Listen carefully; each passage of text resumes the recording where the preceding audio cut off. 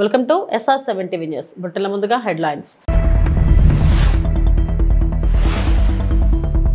బడుగు బలహీన వర్గాల సంక్షేమానికి ప్రభుత్వం పెద్దపీట వేస్తుందన్న మంత్రి పయ్యావుల కేశవ్.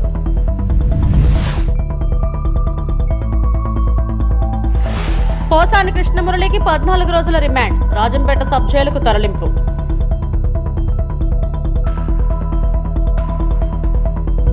తిరుమల శ్రీవారిని దర్శించుకున్న సినీ నటి Hansika Motwani.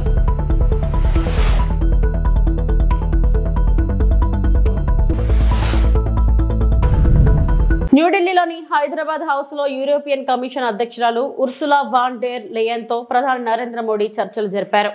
Both delegations and friends from the media, we will now have the press statements.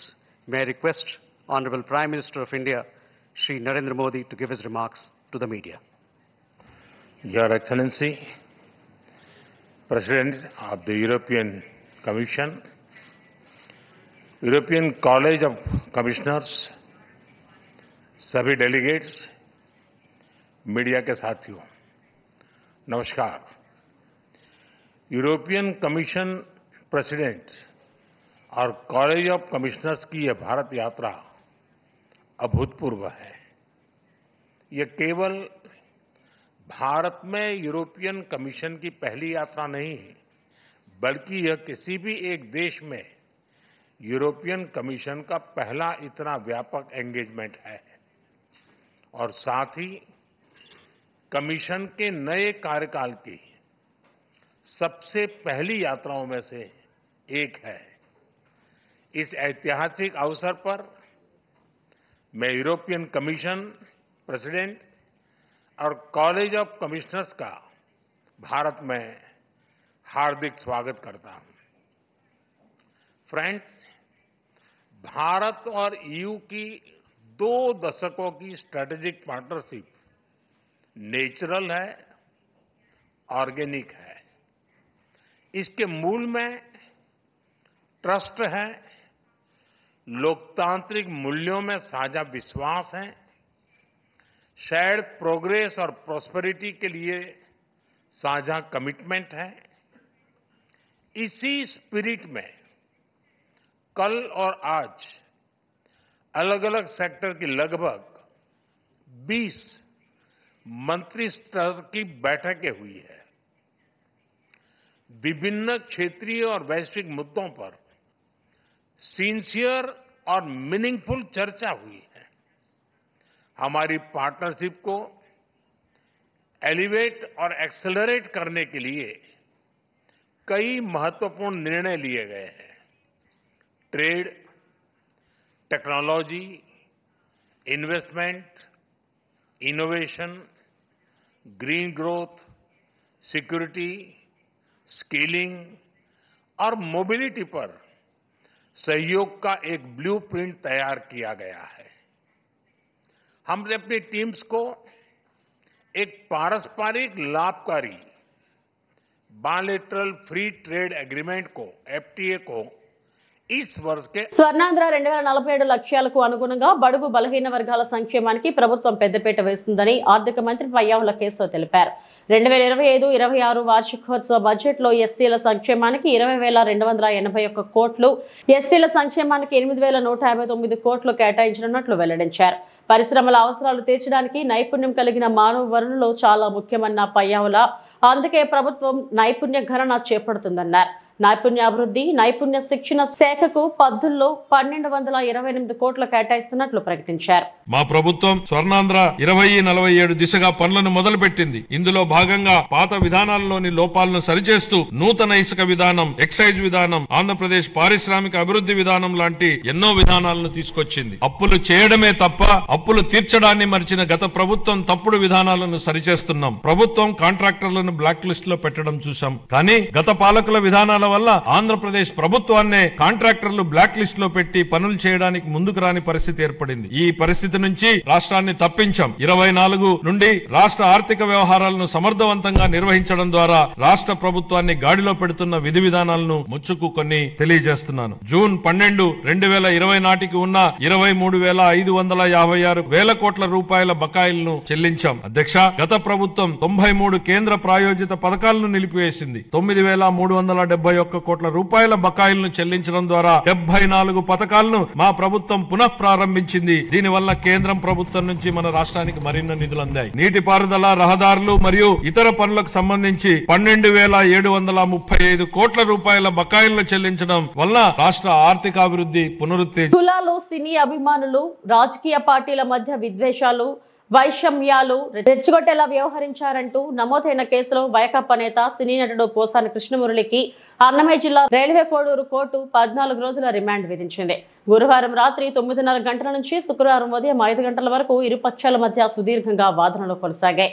Posani తరపున పొన్నవోలు సుధాకర్ రెడ్డి వాదనలు వినిపించారు. బిఎన్ఎస్ చట్టం ప్రకారం పోసానికి 41A నోటీసులు ఇచ్చి బెయిల్ ఇవ్వాలని పొన్నవోలు కోర్టుకు కోరారు. అందుకు నిరాకరించిన మేజిస్ట్రేట్ 14 రోజుల వరకు రిమాండ్ విధిస్తూ ఆదేశాలు జారీ చేశారు. మార్చి 12 వరకు పోసాని రిమాండ్ లో ఉండనున్నారు. ఆయన్ను రాజంపేట సబ్ జైలుకు తరలించారు.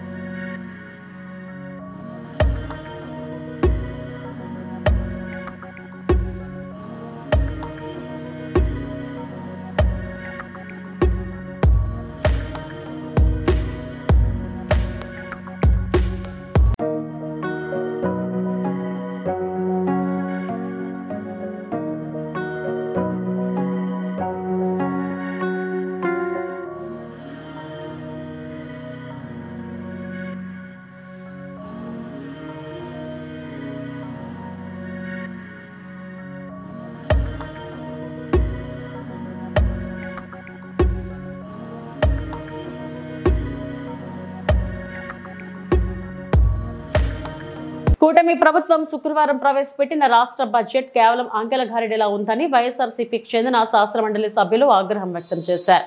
బడ్జెట్ ప్రవేశపెట్టిన అనంతరం సభ వాయిదా తర్వాత అసెంబ్లీ బయట వైఎస్ఆర్సీపీకి చెందిన ఎమ్మెల్సీలు మీడియాతో మాట్లాడారు. మీరు ఇచ్చిన బడ్జెట్ లో క్యాపిటల్ ఎక్స్పెండిచర్ దేని మీద మీరు పెట్టారు చెప్పండి. మేము పెట్టాం, గత 5 సంవత్సరాలు పెట్టాం. ఈ రాష్ట్రంలో పోర్టులకు కానీ జెట్టీలకు కానీ ఆదాయాలు సమకూర్చే ఆ వనరులు చేశాం ఉదాహరణకి కాదా. ఉన్నాయి, రేపు ఇంకా 4-5 రోజులు ఉంది కాబట్టి ఆ డిస్కషన్లో అవన్నీ మాట్లాడదాం. ఓకే. ఉత్తరాంధ్ర ప్రజలకు, రాయలసీమ ప్రజలు వీళ్ళందరూ ఎంతో వెనకబడిన ప్రాంతాలు. వీటికి కూడా తీవ్ర నిరాశ గురి చేసి దారుణంగా మోసం చేసిన పరిస్థితి క్లియర్గా కనిపిస్తూ ఉంది. ఈరోజు మహిళలకైతే నెట్ట నిలువుగా అసలు ఎన్ని పథకాలు సూపర్ 6 అంటూ ఆ రోజు ప్రవేశపెడతామని ఎన్నికల టైంలో హామీ ఇచ్చి ఈరోజు ఏ ఒక్కటి ప్రవేశపెట్టని పరిస్థితి. అసలు వీళ్ళు ఎందుకు అధికారంలోకి వచ్చారు? గతంలో జగన్మోహన్ రెడ్డి గారు ఎంతో చక్కగా పరిపాలించేవారు, ఎన్నో పథకాలు ఇచ్చేవారు. వాటికంటే డబల్ ఇస్తాము, అంతకంటే ఎక్కువ మేలు చేస్తాము అని చెప్పి ప్రజలను నమ్మించి ఈరోజు అధికారంలోకి వచ్చారు. కానీ వీళ్ళు మేనిఫెస్టోలో పెట్టిన ఏ అంశాన్ని కూడా అమలు చేయని పరిస్థితి క్లియర్గా అర్థమవుతుంది. ఈరోజు మహాశక్తి పథకం గురించి అయితే అప్పుడు ఎన్నికల టైంలో ఎంతగా గొప్పలు చెప్పుకున్నారు. ఎందుకు మొన్న సమావేశాల్లో హోంమంత్రి గారు అయితే మహాశక్తికి నిధులు కేటాయించామని ఈనాడు పేపర్ చూసి కౌన్సిల్లో చెప్పేయడం జరిగింది. చూసేసరికి ఆ బడ్జెట్లో కేటాయించలేదు. ఈ రోజు ప్రవేశపెట్టిన బడ్జెట్లో కూడా మహాశక్తి పథకానికి అంటే 19 సంవత్సరాల నుంచి 59 సంవత్సరాలు ఉన్న మహిళలకి నెలకి 1,500 చొప్పున చేస్తాననే ఆ పథకానికి రూపాయి కూడా కేటాయించిన పరిస్థితి ఈరోజు బడ్జెట్ అసెంబ్లీ కౌన్సిల్ సాక్షిగా ప్రజలందరికీ తెలిసిపోయింది. అలాగే తీసుకుంటే 20 లక్షల ఉద్యోగాలు ఇస్తాము లేదా 3,000 రూపాయలు నిరుద్యోగ భృతి అన్నారు. దానికోసం కూడా ఒక్క రూపాయి కూడా కేటాయించకుండా నిరుద్యోగులు నెట్ట నిలువుగా మోసం చేసిన పరిస్థితి అందరూ చూసాం. అలాగే తీసుకుంటే ఫ్రీ బస్సు ఎన్ని గొప్పలు చెప్పారు ఫ్రీ బస్ కోసం. అసలు ఆంధ్ర రాష్ట్రంలో మహిళలందరూ ఎంతో ఆశగా ఫ్రీ బస్ కోసం ఎదురు చూసే పరిస్థితి, దాని ఊసే ఈ బడ్జెట్లో పెట్టని పరిస్థితి. ఈ సంక్షేమ పథకాల్లో ఏ విధంగా ప్రజలు మోసగించబడ్డారన్నది స్పష్టంగా కూడా తెలియజేయడం జరిగింది. కొన్ని పథకాలు అయితే ప్రధానంగా ఆడబిడ్డ నిధి సంవత్సరానికి 18,000 రూపాయలు ఇస్తానన్న దాని గురించి కనీసం అసలు మెన్షన్ కూడా చేయలేదు.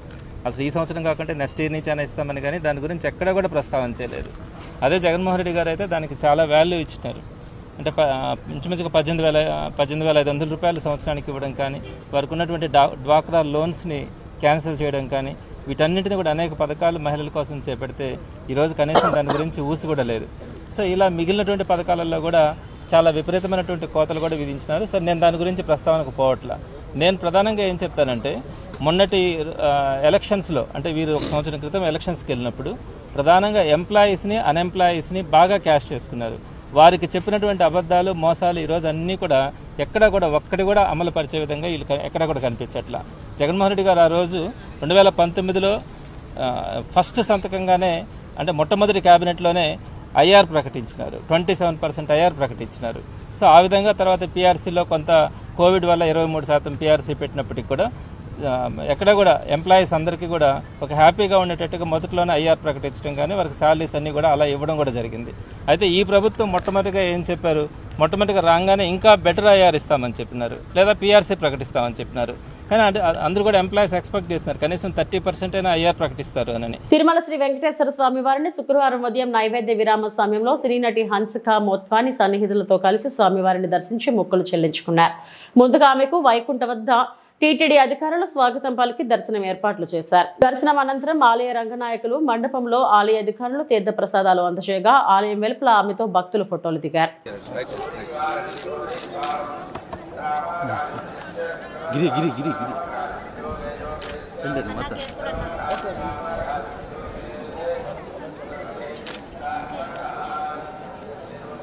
బాబు సైడ్ వచ్చి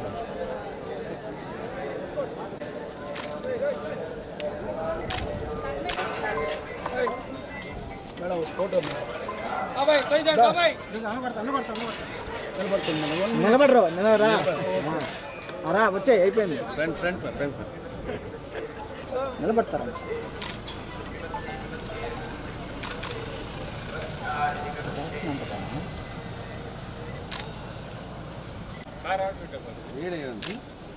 శ్రీ వెంకటేశ్వర స్వామి వారికి దర్శించుకున్న ప్రముఖ సినీ దర్శకుడు వంశీ పైడిపల్లి. కలియుగ ప్రత్యక్ష దైవం శ్రీ వెంకటేశ్వరుని ప్రముఖ సినీ దర్శకుడు వంశీ పైడిపల్లి దర్శించుకున్నారు. శుక్రవారం ఉదయం అభిషేక సేవలో స్వామివారిని దర్శించుకుని మొక్కులు చెల్లించుకున్నారు.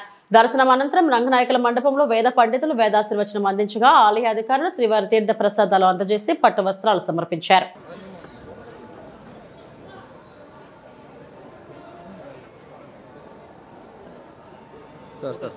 ఫోటో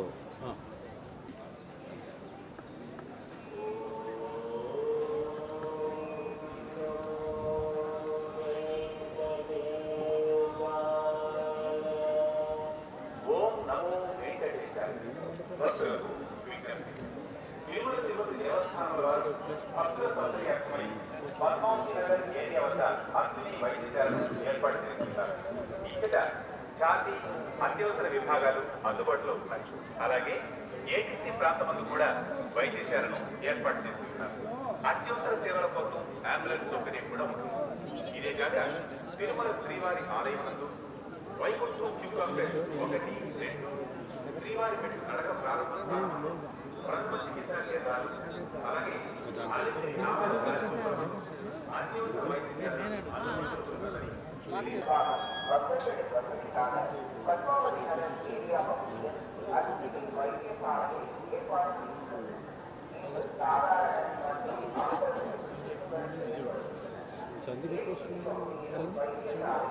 సండే ఎప్పుడు వస్తుంది ఏంటంటే నైట్కి వచ్చేస్తుంది మార్నింగ్ ఫ్లైట్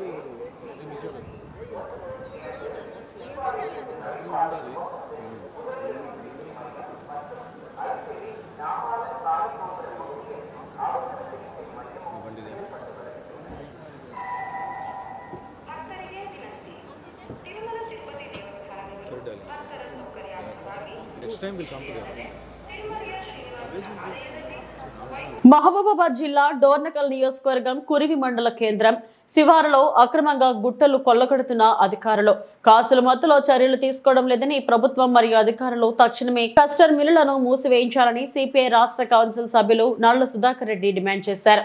శుక్రవారం నాడు సిపిఐ ప్రతినిధి బృందం కొరవి శివారులో అక్రమంగా క్రషర్ నిర్వహిస్తున్న ప్రాంతాన్ని సందర్శించారు.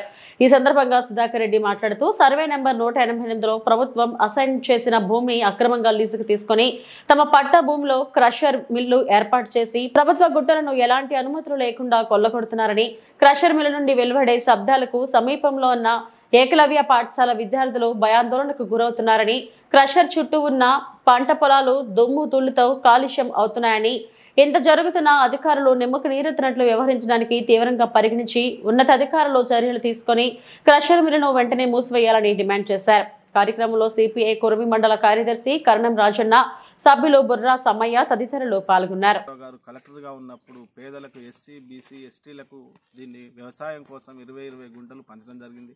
ఆ రోజు ఇది వ్యవసాయానికి యోగ్యంగా లేకుండా ఉండడం, ఆ తర్వాత వాళ్ళు కష్టపడి అక్కడక్కడ కొద్దిగా వ్యవసాయం చేసినప్పటికీ చాలా వరకు కూడా ఇక్కడ గుట్టలు ఉన్నాయి కాబట్టి గుట్టలు వదిలేయడం జరిగింది. దీన్ని ఆసరాగా చేసుకొని క్రషర్ మిల్లు వ్యాపారులు ఇక్కడ వాళ్ళ యొక్క సొంత భూమి లోపల 2 ఎకరాలలో 3 ఎకరాల సొంత భూమి లోపల క్రషర్ మిల్లు ఏర్పాటు చేసుకొని ప్రభుత్వానికి సంబంధించినటువంటి సహజ వనరులైనటువంటి గుట్టలను చూస్తూ మంత్రంగా తీసుకొని కొద్దిపాటి మొత్తాన్ని అనుమతి తీసుకొని ఎక్కువ గుట్టలను కూడా కొల్లగొట్టడానికి ప్రయత్నం చేస్తున్నారు. దీనివల్ల ఇక్కడ ఉన్నటువంటి చుట్టుపక్కల ఉన్నటువంటి రైతులు వాళ్ళు పండించినటువంటి పంట మొత్తం కూడా ఈ కాలుష్యానికి దిగుబడి రాకపోవడం, అంతేకాదు పేదల చేత 188 సర్వే లోపల సిపిఐ పార్టీ ఆధ్వర్యం లోపల 2 సంవత్సరాల క్రితం గుడిసెలు వేపేయడం జరిగింది. ఆ గుడిసెలు వేసినప్పుడు ఇవన్నీ కూడా గుట్టలుగా ఉన్నటువంటి ఇవన్నీ కూడా ఈ రోజున వాళ్ళ యొక్క బాంబుల మూతతోని క్రషర్ మిల్లు యొక్క దాంతోని అక్కడ ఉండడానికి నివాసయోగ్యంగా ఉండడానికి చాలా ఇబ్బందిగా ఉన్నది.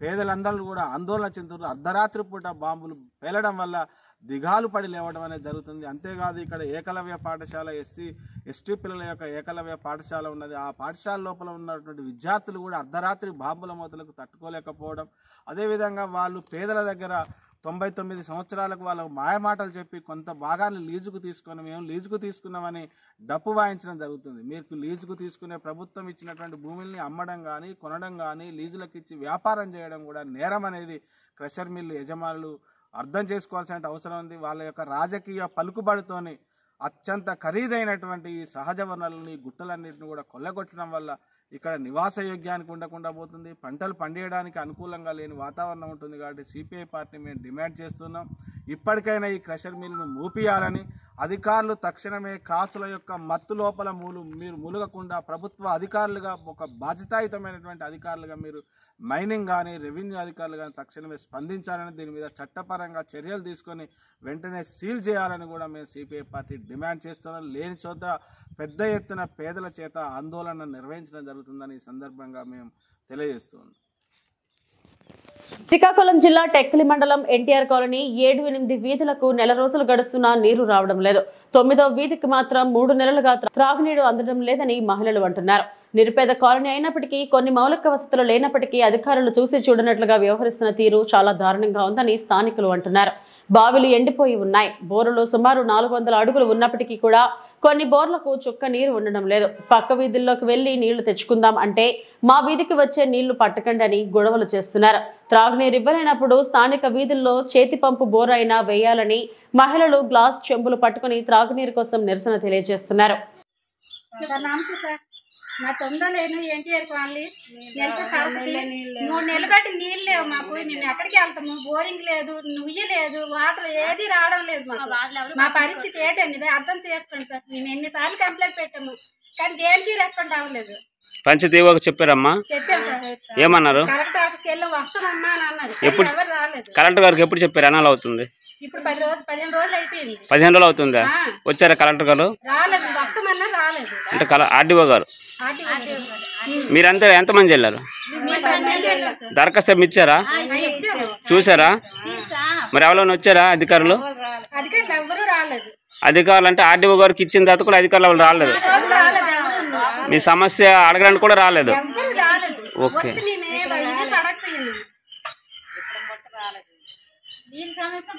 పంచాయతీ అధికారులు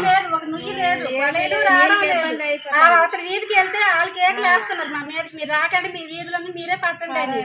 ఎక్కడికి వెళ్ళిపోతాం మాకు నీళ్ళు లేకపోతే? పంచాయతీ అధికారులు రోజు వస్తున్నారు కదా, ఏది ఎవరు పక్కకైతే రావడం లేదు. మరి జేసీబీ మధ్యన తెచ్చారు, తెచ్చుకోండి ఒకరు ఇలా ఇచ్చేసారు, ఫోటోలు తీసుకొని వెళ్ళిపోండి. ఫోటోలు తీయడానికి వచ్చి 4-5 ఈదులు దేనికి తేవాలంటే మాకు కష్టమే కదా. ఫోటోలు బోరింగ్ కొట్టుకొని తేవాలనుకున్నాం, పరిస్థితి మాకు వచ్చింది. మీ వీధిలో బోర్ కూడా లేదమ్మా? బోర్ వేస్తే సమస్య పరిష్కారం అయిపోద్దా? తాగడానికి నీళ్ళు లేకపోతే, వాడికి నీళ్ళు లేకపోతే ఎవరి ఇంటికి వెళ్తే అవులేస్తారు ఎవరు. పంచాయతీ అధికారులు ఎప్పుడు కూడా ఎన్టీఆర్ కాలనీలో ఉంటారు కదమ్మా.